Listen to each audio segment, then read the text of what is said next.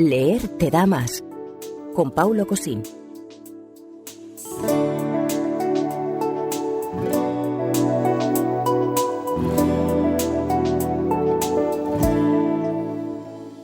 Nos enfrentamos a un peligro que no podemos controlar, uno que ni siquiera vemos.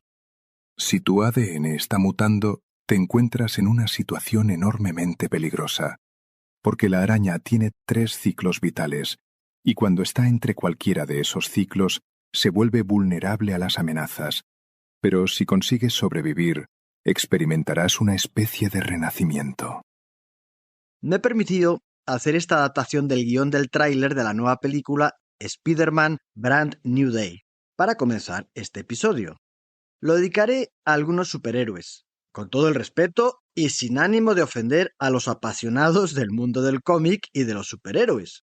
Si eres una de esas personas, recuerda que este podcast no es de un experto en cómic, sino que va de artilectura, es decir, de reflexiones a las que llegamos cuando experimentamos la música, el teatro, los cómics, las novelas, la ópera, el cine, ensayos y en general cualquier expresión artística. Los apasionados de Spider-Man madrugaron para ver el estreno del tráiler, que en YouTube tiene más de 1.300 comentarios de este tipo. Ver a Spider-Man columpiarse, caerse y volverse a levantar es lo más Spider-Man que puede existir. Mi yo de 7 años está llorando de felicidad y mi yo de 22 está saltando de alegría. El superhéroe más grande de todos los tiempos. No madrugo ni para ir a la universidad, pero por Spider-Man lo que sea. Frank MB nos dice que hasta la fecha se han estrenado 12 películas de Spider-Man. La primera en 2002, que fue la cinta más taquillera de su año en Estados Unidos y el primer film que sobrepasó los 100 millones de recaudación en su primer fin de semana. El primer número del cómic The Amazing Spider-Man es de marzo de 1963. Desde entonces han pasado más de 60 años y las historias de Peter Parker, a la vista de los comentarios, siguen siendo un éxito que creo que jamás llegó a imaginar Stan Lee, su creador. Porque, ¿quién no ha soñado alguna vez con tener superpoderes y zurrarles la badana a los 4 supercretinos que imponen su ley en el patio del colegio? Esto, que bien lo podríamos suscribir muchos, lo dice José Ángel Mañas en la presentación del número 1 de la colección Grandes Héroes del Cómic. Mañas se dio a conocer en 1994 con Historias del Cronen, una historia de un grupo de amigos que aprovechan la noche madrileña para vivir de la forma más excitante posible. Exprimen la vida nocturna hasta la última gota antes del alba, con riesgo, música y drogas. Se sienten invulnerables. Conducen en sentido contrario en un túnel, en una autopista, en la vida. Dejaron de creer en los superhéroes. Su superpoder es atreverse con el peligro. Son antihéroes. Un año más tarde, el director Morcho Armendáriz llevaría esta historia al cine, que tienes disponible en varias plataformas. Será en otro episodio en el que trataremos a los grupos y bandas juveniles. Aunque si quieres ir entrando en faena, además de Historias de Cronen, te anticipo que te hablaré también de Los Perseguidos, de Fernando Benzo, que ganó el premio Azorín en 2023 y que nos invita a leerla así. Comienza con 3 adolescentes que viven en un coche robado, perseguidos por la policía después de haber cometido un atraco. Sufren un accidente en el que fallece el quinceañero que iba al volante y que es el jefe de la banda. Los otros 2, Dardo y Pello, toman el relevo de una banda de delincuentes que irá creciendo en una novela en la que no dejan de pasar cosas. Pero no te vayas todavía, volvamos a Spider-Man. Mañas nos dice que marca una gran diferencia con respecto a sus antecesores porque este héroe es de carne y hueso. Stan Lee lo describe así. Spider-Man tiene pies de barro detrás del disfraz y problemas emocionales y cotidianos como cualquier hijo de vecino. ¿Por qué nos preocupamos tanto por sus catarros? ¿Y qué me dices de sus asuntos sentimentales? Liz, por mucho que le guste a Peter, va a ser un amor imposible. Betty es su compañera en el Daily Bugle. Gwen Stacy su primera novia oficial. Y Mary Jane, la más famosa, ¿o acaso no te emocionaste con el famoso beso que le dio al estilo Spider-Man? Él, cabeza abajo, y ella bajando sugerentemente su máscara de araña para dejar libre su boca. En la nueva película la interpreta Zendaya, así que tenemos amor fuera y dentro de la pantalla. Porque al final parece que todo lo humano nos interesa mucho más que sus trifulcas con los supervillanos de turno. Quizás esa humanidad es la que hace que también nos podamos imaginar con superpoderes. ¿Y qué me dices de Bruce Wayne? Un niño de una familia adinerada que presencia el asesinato de sus padres y ante su tumba jura luchar contra el crimen en la ciudad imaginaria de Gotham. Necesita una imagen que aterrorice a los delincuentes. Y así surge Batman. Y así lo sentía yo. También yo podría ser Spider-Man o Batman, luchar contra la injusticia, proponiéndomelo como ellos. Ya no tendría que esperar a que Santo o Blue Demon apartaran su rivalidad en el cuadrilátero para salvarnos de Frankenstein, la momia, el hombre lobo, zombies y otros monstruos. Yo me convertí en Santo. Daniel Barboya, un buen amigo mexicano, es Blue Demon, y cuando me llama para algún asunto de trabajo, lo viste como si fuese un cometido vital. Santo, aquí Blue Demon. Abandona lo que estés haciendo. Tenemos una nueva misión. Hemos de poner rumbo al estrecho de Hormuz. La humanidad está en guerra.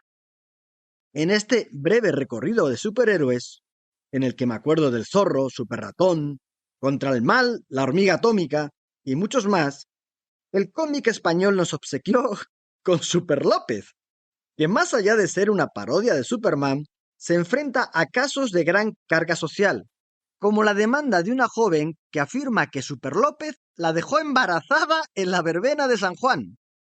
¿Cómo saldrá de esta?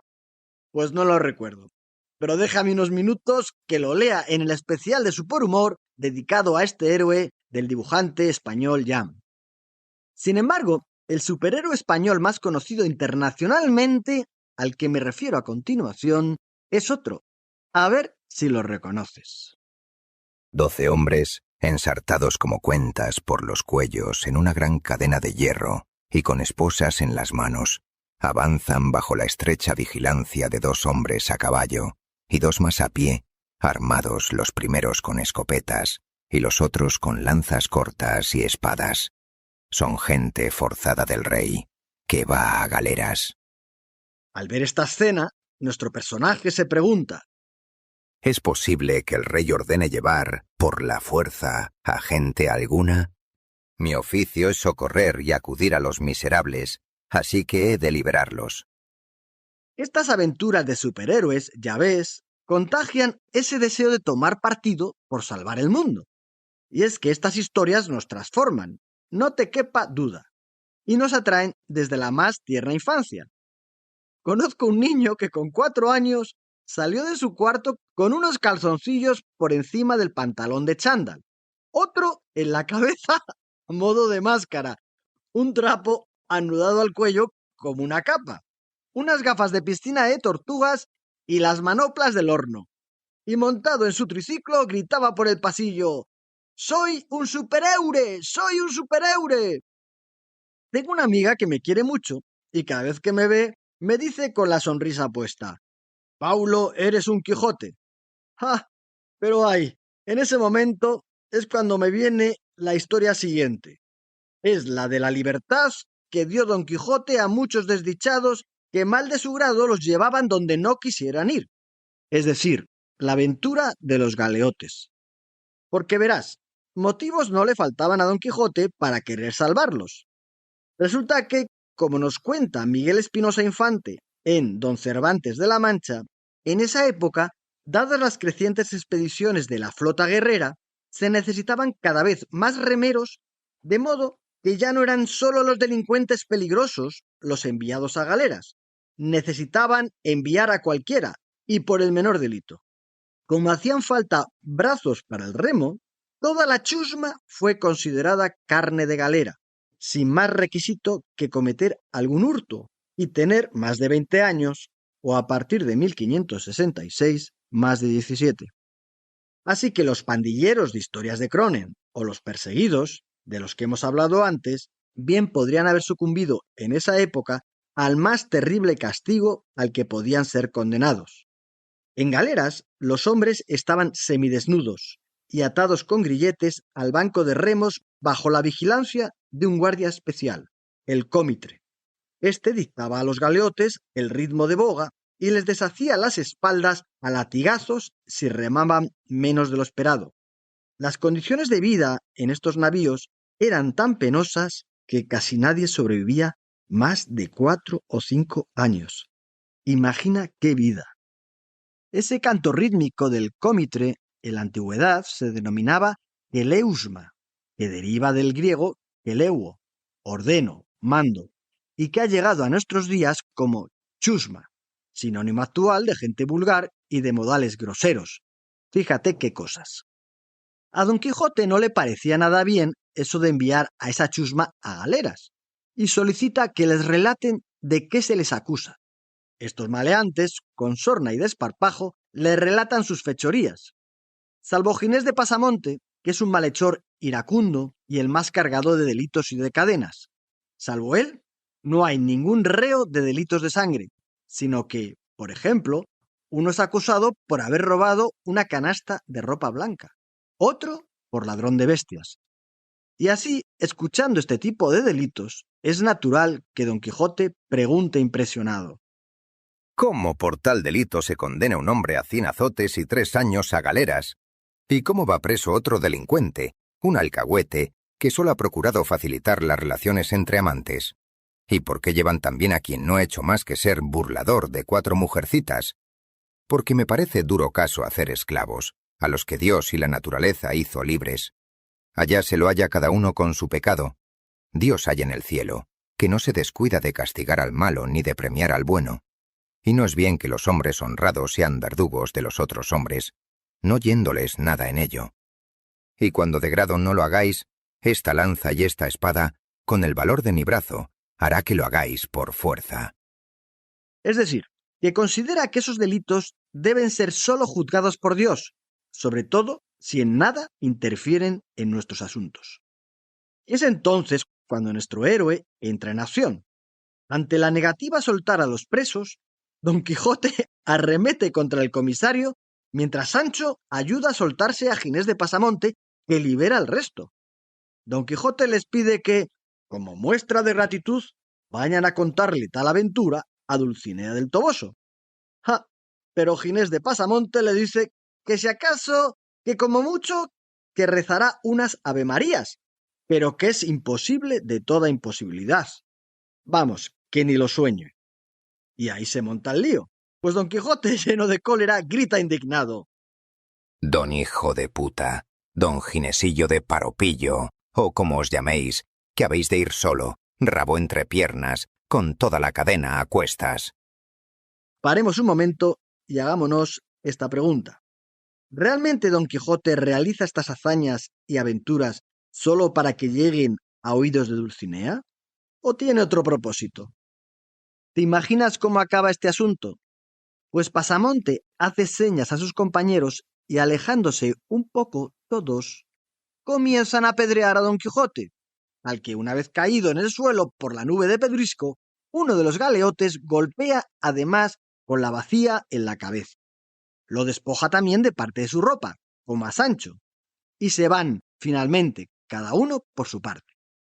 Leyendo este pasaje comprendí que no quería ser un Quijote, pues cualquiera, antes de ser armado caballero, debía profundizar, experimentar, leer y conocer más sobre lo que es la libertad, la moral, la solidaridad, la amistad, el amor, el poder, la justicia, la sabiduría y la bondad. No se puede salvar el mundo sin conocimiento ni reflexión. Y me dije, esos sí son superpoderes. Y como le dice el tío Ben a Peter Parker, un gran poder conlleva una gran responsabilidad. Lo complicado está en conocer nuestros poderes, saber de qué somos responsables y cuándo debemos o no actuar. Peter Parker dejó escapar a un delincuente de pacotilla, pues no era digno de un artista como él. Y ese mismo criminal será quien acabe matando esa misma noche a su querido tío Ben. En otros episodios hemos hablado de la justicia, de la libertad, del amor, de la amistad, de la venganza, de la moral, de nuestros propósitos, de la sabiduría, del bienestar, de la felicidad. Saber acceder a estos superpoderes es lo que te ofrece la lectura, porque leer te da más.